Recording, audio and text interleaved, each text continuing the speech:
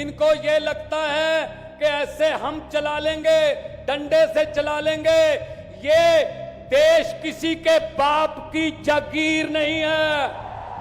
हम वो पत्ते नहीं हैं जो शाख से टूट कर गिर जाएंगे। आंधियों को कह दो अपनी औकात में रहें। कि तुम तो धोखेबाज हो, वादा करके भूल जाते हो। रोज रोज मोदी जी तुम ऐसा करोगे, रोज रोज मोदी जी तुम ऐसा करोगे, जनता जो रूठ गई तो हाथ मलोगे। अरे तुम तो धोखेबाज हो, वादा करके भाग जाते हो। ये सोचते हैं मीडिया के बिना देश चलाया जा सकता है। आप मीडिया को खरीद सकते हो, आप मीडिया को दबा सकते हो, आप मीडिया के रिपोर्टर्स का मुंह बंद कर सकते हो, मगर आप हिंदुस्तान की आवाज को नहीं दबा सकते हो। जुड़ेगा भारत। और जोर से, मोदी साहब को सुनाई नहीं दिया। जुड़ेगा भारत, जुड़ेगा भारत। अगर हिंदुस्तान में मैच फिक्सिंग का चुनाव बीजेपी जीते और उसके बाद संविधान को उन्होंने बदला, तो इस पूरे देश में आग लगने जा रही है। जो मैंने कहा, याद रखो, यह देश नहीं बचेगा। ये चुनाव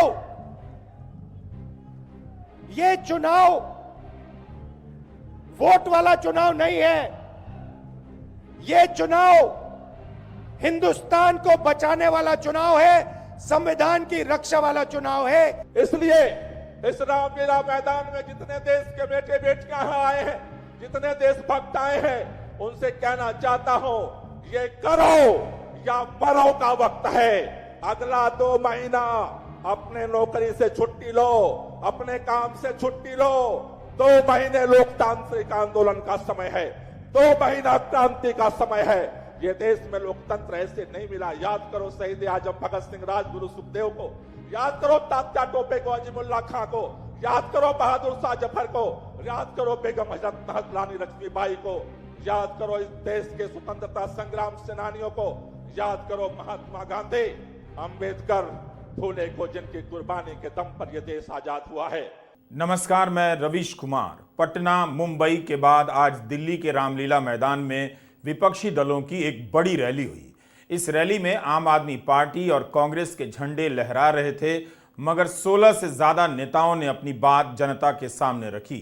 भीड़ के हिसाब से महारैली बड़ी थी और मकसद के हिसाब से भी। एक तरफ ईडी की जांच से घिरे नेता बीजेपी में जाकर चुनाव लड़ रहे हैं, बीजेपी के सहयोगी दलों में जा रहे हैं और जांच से मुक्ति पा रहे हैं। उनके खिलाफ जांच बंद हो रही है, कार्रवाई नहीं हो रही। भ्रष्टाचार के उन्हीं आरोपों के चलते प्रफुल्ल पटेल से लेकर अजीत पवार सत्ता में बिठाए जा रहे हैं। लेकिन दूसरी तरफ ईडी के दबाव में आने से इनकार करने वाले विपक्ष के नेताओं को जेल भेजा जा रहा है। वही ईडी, उसी की जांच, लेकिन अजीत पवार उप मुख्यमंत्री और उप मुख्यमंत्री के पद पर रहे मनीष सिसोदिया जेल में, हेमंत सोरेन और अरविंद केजरीवाल जेल में। भारत की राजनीति में विपक्ष पर इतना क्रूर हमला कभी नहीं हुआ। सरकारी एजेंसियों के साथ साथ गोदी मीडिया ने भी विपक्ष को गायब कर दिया है। पुराने उदाहरणों का हवाला दिया जाता है, मगर तभी दिया जाता है जब विपक्ष के इस दमन को सही और सामान्य बताना होता है। आज जो भी गलत हो रहा है उसे सीधे सीधे गलत कहने के बजाय अतीत के उदाहरण दिए जाते हैं। विपक्ष की इस महारैली में आज के समय के तमाम लोकतांत्रिक खतरों को उठाया गया। सबने कहा कि आज देश के सामने विपक्ष के विलुप्त कर दिए जाने का खतरा किसी भी सवाल से बड़ा हो गया है। यह वही विपक्ष यहां इस रामलीला मैदान में हाजिर हुआ है जिसे गोदी मीडिया ने गायब कर दिया है, जिसकी प्रेस कॉन्फ्रेंस तक नहीं दिखाई जाती है और जिसके उठाए हुए मुद्दे रूटीन खबर बनाकर गायब कर दिए जाते हैं। वही विपक्ष यहां पूरी ताकत दिखाने आया। इस मंच पर 2 खाली कुर्सियां भी रखी गईं, एक अरविंद केजरीवाल के लिए और एक हेमंत सोरेन के लिए। जेल में बंद इन दो नेताओं के लिए भी 2 कुर्सियां इस मंच पर रखी गईं। साथ ही अरविंद केजरीवाल की पत्नी सुनीता केजरीवाल और हेमंत सोरेन की पत्नी कल्पना सोरेन भी मंच पर उपस्थित थीं। राज्यसभा सांसद संजय सिंह की पत्नी अनीता संजय सिंह भी मौजूद थीं। सत्येंद्र जैन की पत्नी पूनम भी थीं, लेकिन मनीष सिसोदिया की पत्नी बीमार होने के कारण नहीं आ सकीं। कुल मिलाकर 4 ऐसी महिलाएं थीं जिनके मुख्यमंत्री पति को, मंत्री पति को और सांसद पति को ईडी ने जेल में डाल दिया है। मंच पर कांग्रेस अध्यक्ष मल्लिकार्जुन खड़गे, पूर्व कांग्रेस अध्यक्ष सोनिया गांधी, कांग्रेस नेता प्रियंका गांधी, राहुल गांधी, दिल्ली कांग्रेस के तमाम नेता भी मौजूद थे। आम आदमी पार्टी की तरफ से गोपाल राय, सौरभ भारद्वाज और पंजाब के मुख्यमंत्री भगवंत सिंह मान ने भी भाषण दिया। यूपी के पूर्व मुख्यमंत्री अखिलेश यादव, महाराष्ट्र के पूर्व मुख्यमंत्री उद्धव ठाकरे, शरद पवार, महबूबा मुफ्ती, फारूक अब्दुल्ला, तृणमूल कांग्रेस के डेरेक ओब्रायन, सागरिका घोष, राजद नेता तेजस्वी यादव, सीपीएम नेता सीताराम येचुरी और वृंदा करात भी मंच पर उपस्थित रहे और कई नेताओं ने संबोधित भी किया। तमिलनाडु के मुख्यमंत्री एम.के. स्टालिन का भाषण त्रिची शिवा ने पढ़ा। माले के दीपांकर भट्टाचार्य ने भी रैली को संबोधित किया। आम आदमी पार्टी की तरफ से गोपाल राय ने कहा कि यह रैली बता रही है कि एनडीए का विकल्प तैयार हो गया है। यही विकल्प आज रामलीला मैदान में दिखाई दे रहा है। कई लोग पूछते हैं कि आखिर ये विपक्ष के लोगों को ही क्यों गिरफ्तार करते हो? क्या भाजपा में कोई भ्रष्टाचारी नहीं है? देश जानता है। आज अरविंद केजरीवाल को जिस व्यक्ति के बयान के आधार पर गिरफ्तार कर लिया गया, वो शरद रेड्डी, साउथ लाबी का जिसको इन्होंने गिरफ्तार किया था शराब घोटाले में, उस शरद रेड्डी से इलेक्टोरल बॉन्ड की लिस्ट आने के बाद सारा दूध का दूध पानी का पानी हो गया। उस शरद रेड्डी से ये भाजपाइयों ने 60 करोड़ रुपया लिया है, जो ऑन रिकॉर्ड है। मैं पूछना चाहता हूं आज देश के प्रधानमंत्री से, इस 60 करोड़ रुपए का हिसाब कब दोगे? मैं ईडी से पूछना चाहता हूं, अरे तुमने मुख्यमंत्री तो गिरफ्तार कर लिया, इस शरद रेड्डी को कब फिर गिरफ्तार करोगे? अभी कल हमने देखा एनडीए में राघव मुंगटा के पिता को कैंडिडेट बना दिया। सारे बेईमानों को चुन चुन करके जिस पर आरोप लगाते थे उनको गिरफ्तार कर लिए, और उसके बाद तुमने पैसा ले लेकर के जमानत दिलवा दी, और आज पूछते हो कि कौन लोगों को जमानत नहीं मिल रही है। मैं आपसे कहना चाहता हूं दोस्तों, ये देश एक नया इतिहास रचने के लिए आपसे कुर्बानी मांग रहा है। ये देश एक मुहाने पर खड़ा है। 1942 में महात्मा गांधी ने एक नारा दिया था, करो या मरो। संविधान बदलने या खत्म करने की चिंता ने विपक्षी नेताओं के तेवर बदल दिए हैं। राहुल गांधी ने बीजेपी सांसद के उस बयान का हवाला दिया कि चुनाव जीतते ही संविधान को बदल दिया जाएगा। राहुल का भाषण इस बात पर केंद्रित था कि यह लड़ाई संविधान बचाने की लड़ाई है। राहुल ने सवाल उठाया कि नोटबंदी और जीएसटी से किस छोटे दुकानदार को फायदा हुआ है। राहुल गांधी ने यह भी कहा कि बड़ी संख्या में इस बार वोट देना है, वरना बीजेपी की मैच फिक्सिंग सफल हो जाएगी। उन्होंने यह भी कहा कि यह चुनाव वोट वाला चुनाव नहीं है, चुनाव है संविधान को बचाने वाला। सपा नेता अखिलेश यादव ने भी अपील की जैसे यह कोई आखिरी वक्त है और समय तेजी से निकलता जा रहा है। ये पूरी की पूरी मैच फिक्सिंग करने की कोशिश की जा रही है, और ये मैच फिक्सिंग सिर्फ नरेंद्र मोदी नहीं कर रहे हैं।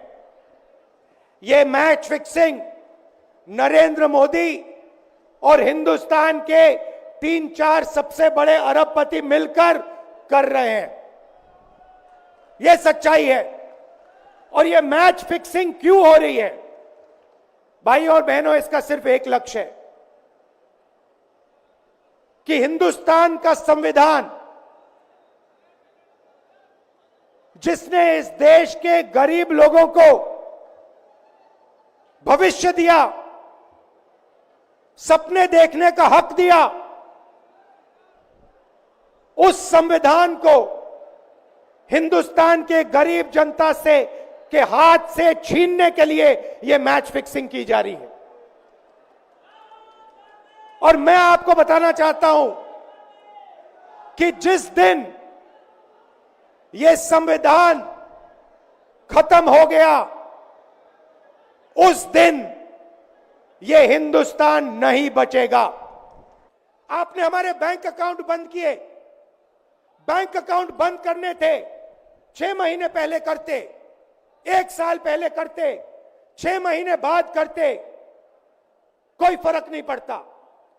आप चाहते हो कि विपक्ष चुनाव ना लड़ पाए और इसीलिए आपने कांग्रेस पार्टी के बैंक अकाउंट रद्द किए, आपने इलेक्शन कमीशन में अपने लोग बैठाए, आप जुडिशरी पे दबाव डाल रहे हो क्योंकि आप चाहते हो कि मैच फिक्स हो,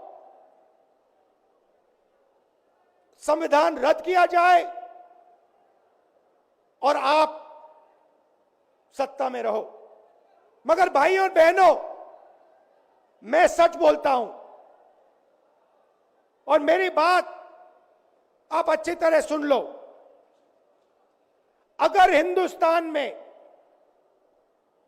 मैच फिक्सिंग का चुनाव बीजेपी जीते और उसके बाद संविधान को उन्होंने बदला, तो इस पूरे देश में आग लगने जा रही है। जो मैंने कहा याद रखो, यह देश नहीं बचेगा। ये चुनाव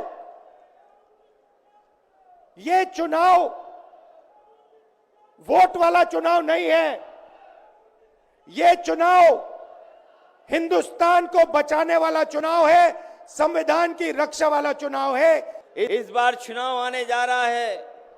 मैं आपसे अपील करना चाहता हूं, इन्हें हराओ, इन्हें वापस भेजो, क्योंकि अगर देश बचाना है तो हमारे आपके वोट से बचेगा, वोट से ही लोकतंत्र बचेगा, वोट से ही संविधान बचेगा, वोट से ही आरक्षण बचेगा और वोट से ही हमारे देश की आबादी के 90% लोग जो पीड़ित हैं उनको बचाने का काम होगा। मुंबई से आए उद्धव ठाकरे ने सुनीता केजरीवाल और कल्पना सोरेन को भरोसा दिलाया कि देश आपके साथ है, आपके इंसाफ के लिए सभी विपक्षी दल मिलकर लड़ेंगे। उद्धव ठाकरे ने कहा कि अगर हमारी दोनों बहनें मजबूती से लड़ रही हैं तो भाई कैसे पीछे रहेगा। पहले तो आशंका जताई जाती थी कि देश में तानाशाही है, लेकिन अब उन आशंकाओं से पर्दा हट चुका है। कुछ दिन पहले आशंका थी कि क्या हमारा देश तानाशाही की ओर चल रहा है, लेकिन अब वो आशंका नहीं रही, अब वो सच्चाई है।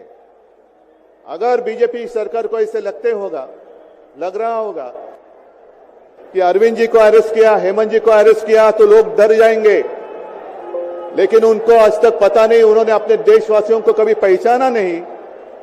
मेरे भारत का हर कोई डरने वाला नहीं, लड़ने वाला है।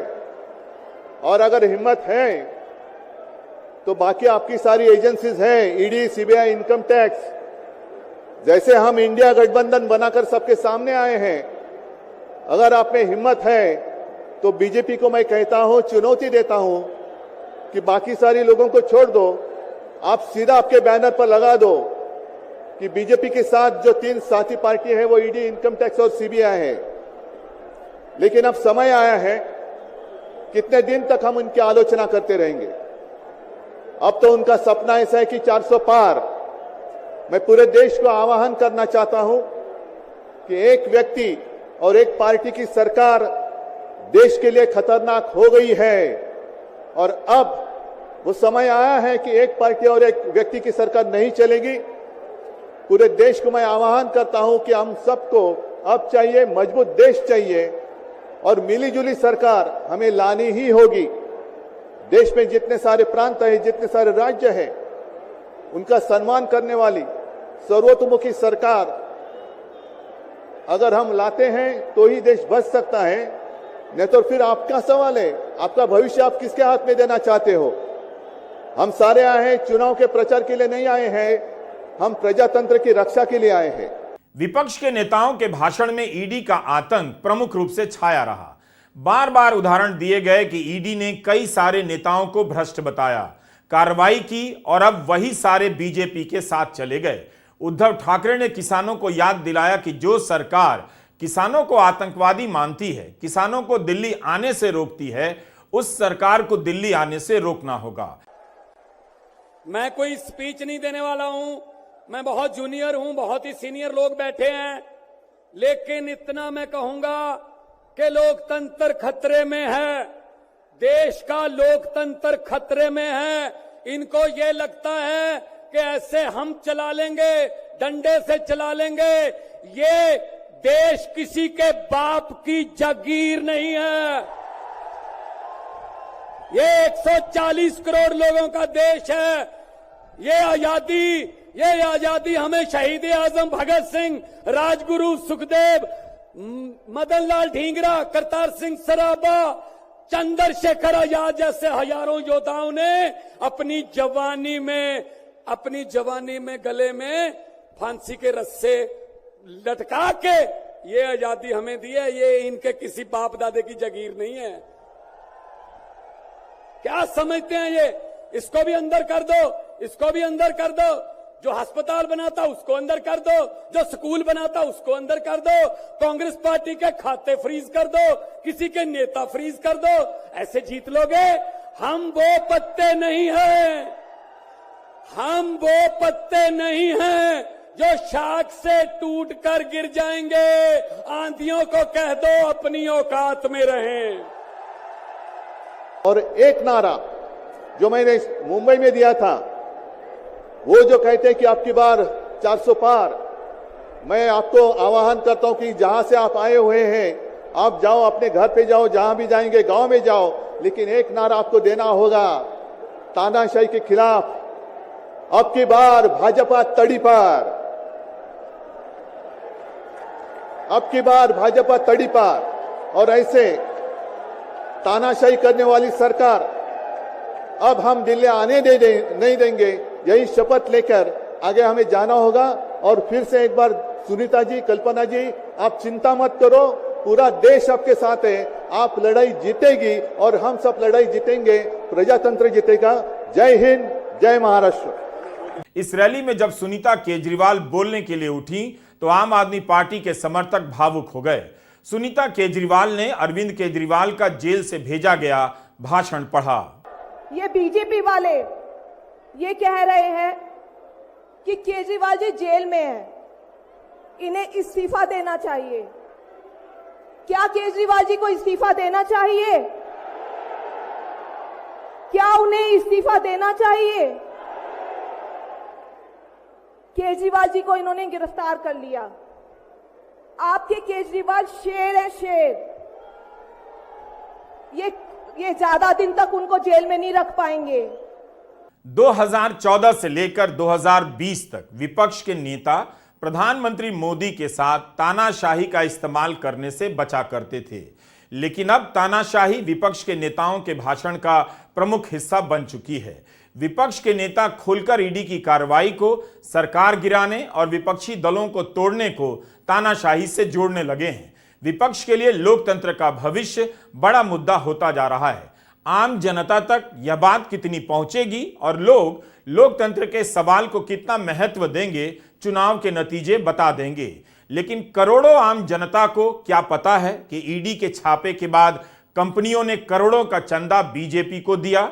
क्या आम लोगों को पता है कि केजरीवाल के केस में ही जो व्यक्ति गिरफ्तार हुआ, सरकारी गवाह बना, उसकी कंपनी बीजेपी को 50 करोड़ रुपए का चंदा देती है? आम लोगों को इस वक्त कुछ भी पता नहीं है। मतदाताओं के एक ऐसे समूह में जिसकी संख्या कई करोड़ हो जाती है, कुछ भी पता नहीं। क्या वह जानती भी है कि लोकतंत्र खतरे में है? उसे अंधेरे में रखा गया है। विपक्ष के लिए सबसे बड़ी चुनौती है इस खतरे को जनता तक पहुंचा देना।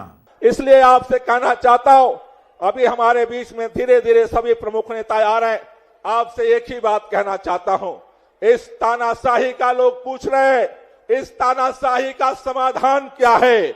आपसे एक ही बात कहना चाहता हूं, तानाशाही का एक ही समाधान है, ज्यादा से ज्यादा मतदान करवाओ।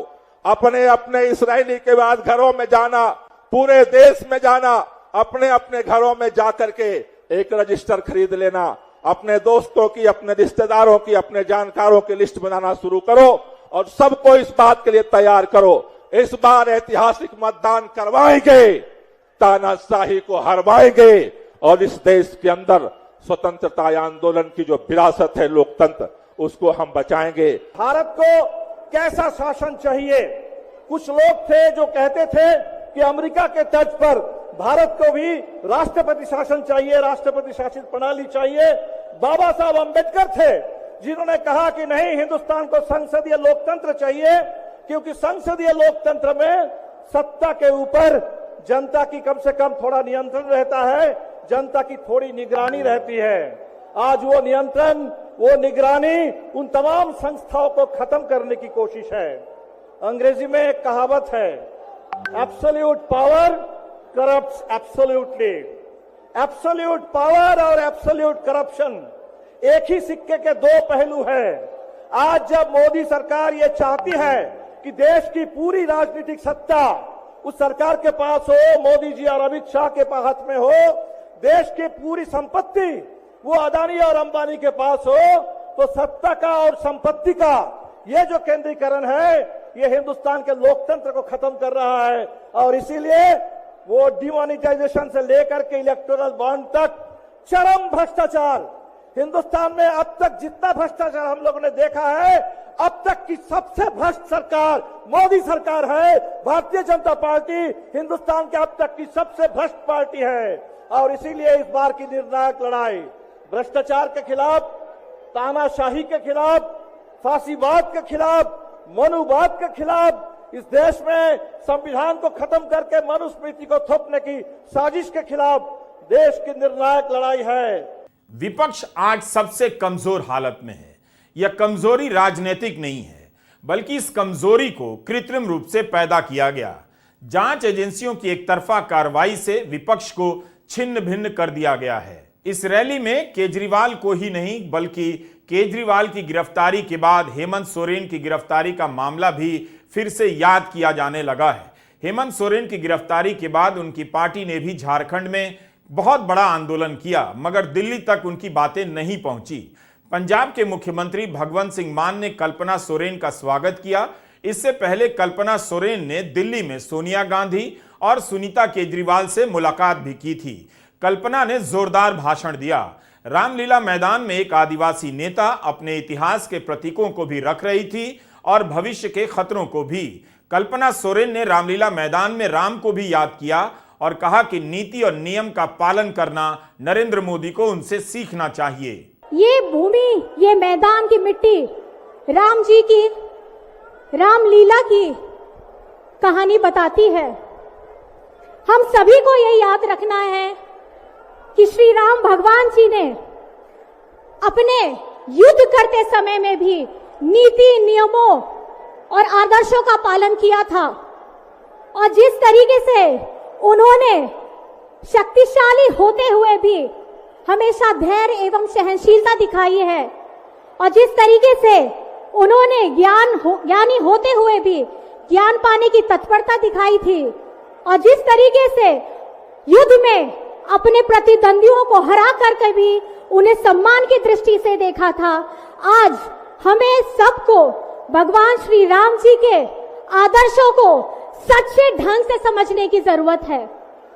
आने वाले दिनों में आप सभी का मजबूती, आप सभी का गठबंधन, आप सभी का आशीर्वाद हम सबको चाहिए। अंत में सिर्फ मैं इतना कहना चाहूंगी, झारखंड झुकेगा नहीं, इंडिया झुकेगा नहीं और इंडिया रुकेगा नहीं। मैं अपनी बातों को इस जोश के साथ ये कहना चाहूंगी, जय हिंद, जय हिंद, जय हिंद, जोहार। इस रैली में कई नेताओं ने आए हुए लोगों से आह्वान किया, बार बार कहा कि मतदान के समय सतर्क रहना है, बड़ी संख्या में मतदान करना है। ईडी के अलावा इलेक्टोरल बॉन्ड का घोटाला प्रमुख रूप से छाया रहा। महंगाई और बेरोजगारी की बात कई नेताओं के भाषण में आती रही। आज भारत में बाबा साहेब जी के संविधान के प्राप्त जितनी भी गारंटियां हैं उन सभी को एनडीए सरकार के द्वारा उसे नष्ट किया जा रहा है। इनकी गारंटियों की गारंटी कौन लेगा? जिन्होंने एक एक करके हमारे संवैधानिक संस्थाओं के संवैधानिक मूल्यों को तहस नहस किया है, जिस ढंग से आज बेरोजगारी चरम सीमा पर है, जिस ढंग से आज महंगाई 7वें आसमान पर है, जिस ढंग से पूरे देश में नफरत की आग फैलाई जा रही है, जिस ढंग से हर एक जाति हर एक वर्ग के अधिकारों की रक्षा के लिए भी यहां कोई नहीं खड़ा हुआ है। क्या कोई भी इस देश में बड़ा नेता हो जाए वो सबसे बड़ा नहीं होता है। आज भारत की जनता सबसे बड़ी है। अगर कोई दल बहुत अपने आप को शक्तिशाली समझता है, लेकिन भारत की 140 करोड़ की जनता से ज्यादा शक्तिशाली और ताकतवर नहीं हो सकती है। आपकी एक उंगली, इस उंगली का इस्तेमाल करिएगा। आने वाले आगामी चुनावों में इस उंगली से हमें हमारे गठबंधन, इंडिया गठबंधन के लोगों को मजबूती दीजिएगा। राजद नेता तेजस्वी के भाषण पर भी खूब तालियां बजीं। तेजस्वी ने कहा कि 100 पार का नारा तो इस तरह से लगाया जा रहा है जैसे ईवीएम की मशीन सेट हो चुकी है। तेजस्वी ने महंगाई और बेरोजगारी को भी रेखांकित करते हुए कहा कि मोदी प्रियंका चोपड़ा से मिलते हैं, किसानों से नहीं मिलते हैं। पिछली बार अक्षय कुमार को इंटरव्यू दिया, इस बार बिल गेट्स को इंटरव्यू दे रहे हैं। मोदी जी मिलते तो प्रियंका चोपड़ा से मिलेंगे, किसानों से नहीं मिलेंगे। अक्षय कुमार को इंटरव्यू देते थे पिछले चुनाव में, इस बार बिल गेट्स को बुला करके इंटरव्यू देने का काम कर रहे हैं। लेकिन किसानों की समस्या कैसे हल होगी ये नहीं बता रहे। किसानों से उन्होंने पिछले चुनाव में वादा किया था कि उनका आय दुगुना करेंगे। आज किसानों पर मोदी जी ने तलवार चलाने का काम किया है, जो हमारे अन्नदाता हैं। इसलिए आप सब लोग जब आवाज उठाते हैं तब मोदी जी और उनकी जो सेल है पार्टी की, उस पार्टी का सेल में कौन है? ईडी है, सीबीआई है, इनकम टैक्स है। लालू जी को तो कई बार सताया गया, मेरे ऊपर मुकदमा किया गया, मेरी मां पर, मेरी बहनों पर, मेरे जीजाओं पर, मेरे पिता के जितने संबंधी थे सब पर केस मुकदमा किया। अभी बिहार चले जाइए, कई हमारे नेताओं पे छापेमारी चल रही है, कई जगह ईटी का रेड चल रहा है, आईटी का रेड चल रहा है। लेकिन हम लोग घबराने वाले लोग नहीं। आज देश में जिस हिसाब से हेमंत सोरेन जी को और अरविंद केजरीवाल को गिरफ्तार करने का काम इन बीजेपी के लोगों ने किया है, तो उनको हम बता दें कि इनके गीदड़ भपकी से हम लोग डरने वाले नहीं हैं। हम लोग संघर्ष करने वाले लोग हैं। और पिंजरे में तो शेर ही को कैद किया जाता है। सब लोग शेर हैं। आप लोगों ने ताकत दिया है, आपकी लड़ाई हम लोग लड़ रहे हैं। कंस राज आप लोगों ने देखा होगा, जब कंस को किसी से तकलीफ होती थी, डर लगता था, तब जेल में लोगों को बंद कर दिया जाता था। लेकिन जेल जाने से यहाँ कोई डरने वाला नहीं है। और हम सब लोगों ने आज तस्वीर देखा। आज तस्वीर क्या देखा कि आज महामहिम राष्ट्रपति जी अडवाणी जी को भारत रत्न दे करके सम्मानित कर रही थी। मोदी जी अडवाणी जी के बगल में बैठे हुए हैं, राष्ट्रपति खड़ा होकर के सम्मानित कर रहे हैं, लेकिन मोदी जी खड़ा भी नहीं हुए राष्ट्रपति के सम्मान में, खड़ा भी नहीं हुए। इससे पहले भी हम लोगों ने तस्वीर देखी कि राष्ट्रपति पीछे पीछे चल रही है, मोदी जी आगे आगे चल रहे हैं। ये हम आप सब लोगों को बताना चाहते हैं कि इनका संविधान पे कोई विश्वास नहीं है। ये लोग नागपुरिया कानून को लागू करना चाहते हैं, आरएसएस के एजेंडे को लागू करना चाहते हैं। तृणमूल कांग्रेस के नेता डेरेक ओब्रायन ने बहुत कम शब्दों में सटीक बात कह दी, पुलवामा का जिक्र कर दिया और याद दिला गए कि पूर्व राज्यपाल ने पुलवामा को लेकर कई सवाल उठाए, मगर आज तक प्रधानमंत्री नरेंद्र मोदी ने इस पर कोई जवाब नहीं दिया। डेरेक ने अपना भाषण शुरू करते हुए कहा कि समय बचाने के लिए मैं मंच पर उपस्थित किसी महानुभाव का नाम नहीं ले रहा, सिर्फ 2 का नाम ले रहा हूं जिनकी खाली कुर्सियां मंच पर रखी गई हैं। डेरेक ने अरविंद केजरीवाल और हेमंत सोरेन को याद किया, कहा कि आप स्पिरिट में हमारे साथ मौजूद हैं। Friends, after the tragedy of Pulwama, former Governor Satyapal Malik, not me, not any party from here, former Governor Satyapal Malik has publicly said that Narendra Modi did not even want to know the truth to come out. The truth about 40 of our brave Jawans who sacrificed their lives. What did Narendra Modi want to hide? Why did Narendra Modi do cheap politics when our Jawans sacrificed their lives? Desperately seeking votes was Modi. We want the truth to come out to honor our brave Jawans. मैं आपको एक चौंकने वाला आंकड़ा सुना दूं। देश की 70% आमदनी केवल 10% लोगों के हाथ में है। 50% लोगों के पास सिर्फ 3% आमदनी है। ये है एक भयंकर असमानता। तो सारे कीमतें बढ़ रहे हैं। दूध का दाम 61% बढ़ा, टमाटर का दाम 115% बढ़ा, तूर दाल का दाम 120% बढ़ा। मोदी की गारंटी 0 वारंटी है। इसीलिए हम ये कहना चाहते हैं तृणमूल कांग्रेस और इंडिया के अलायंस की तरफ से कि मोदी जी हमारे साथ आकर के खुली बहस करें, सार्वजनिक तौर पे बहस करें। रामलीला मैदान की महारैली ने लोकतंत्र के खतरे को काफी विस्तार से रखा। विपक्ष के नेता इससे बेहतर तरीके से इन सभी खतरों को जनता के बीच नहीं रख सकते थे। रामलीला मैदान अपनी कई विसंगतियों और विडंबनाओं के लिए जाना जाता है। उन बातों का यहां कोई मतलब नहीं रहा। मतलब है विपक्ष के नेताओं की आवाज को सुनने और समझने का। क्या मंच से आ रही खतरों की आहटें जनता तक पहुंच पा रही हैं? जनता महसूस कर पा रही है? क्या उसे लग रहा है कि जो कहा गया है सच है? इसकी जांच बहुत आसान है। आप चैनल खोलकर देख लीजिए, अखबार पलटकर देख लीजिए, आपको खबरें गायब मिलेंगी। इलेक्टोरल बॉन्ड से जुड़ी तमाम खबरों की रिपोर्टिंग समाप्त हो चुकी है। कई अखबारों ने तो की भी नहीं। सरकार से सवाल गायब मिलेंगे। मीडिया में जनता की आवाज गायब है और मीडिया में विपक्ष के सवाल गायब हैं। तो जो बचा है वो क्या बचा है? इस सवाल का जवाब आप जब ढूंढेंगे मिल जाएगा। नमस्कार, मैं रवीश कुमार।